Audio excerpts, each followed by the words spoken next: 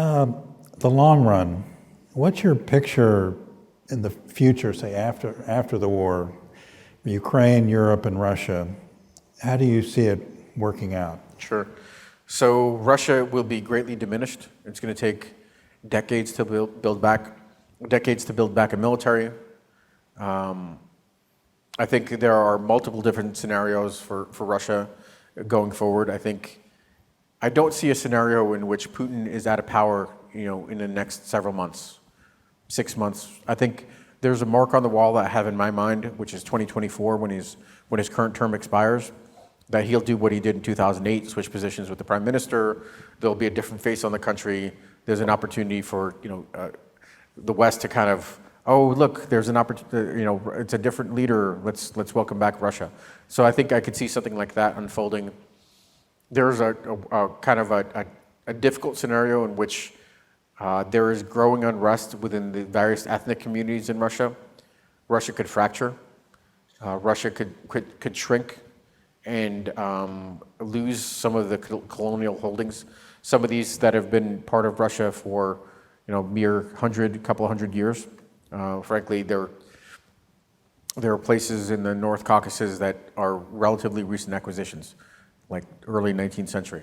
And then there are places that have been part of Russia going back to the 16th century or so. It was when Russia started to expand.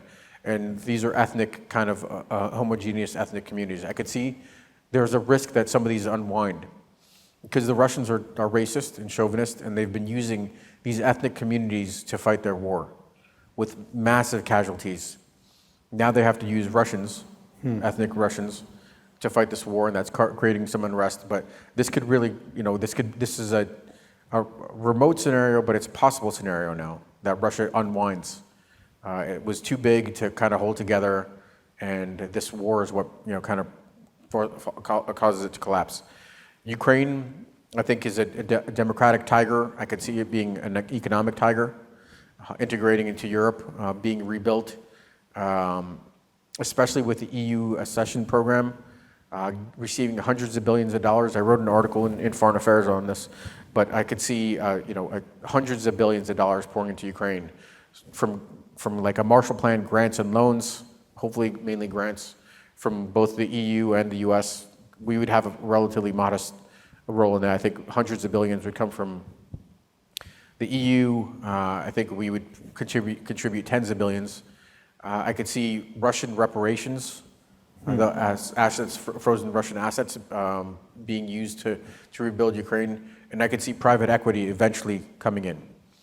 And right now, for those of you that that have traveled to Ukraine and understand how difficult it is to do business there, it would be a different kind of Ukraine than what we may have experienced in the past. Mainly because they would, in EU accession, they would have to hit specific benchmarks with regards to reforms and tamping down on corruption in order to actually join the EU. That would also allow them to build the kind of environment that they need for investment, for private equity. And this is, so I talk about this kind of Ukraine. I also see, a somewhat revitalized EU based on the energy that they get from Ukraine joining. And I see, this decline, the surging tide of authoritarianism starting to ebb, and democracies, showing their strength. It's interesting. Certainly, our adversaries, the Chinese, recently there was a report on the Chinese being a little bit dumbfounded by the notion that the democratic world consolidated the way it did around pushing back on authoritarianism. So I think because of Ukraine, we face a because of this country of 40 million, in the middle of Europe, thousands of miles away, we face, frankly, a much better prospect for the 21st century than we did before this war, on the backs of the Ukrainians, with Ukrainian spilled blood. And I think that's probably going to be the story that's told decades from now.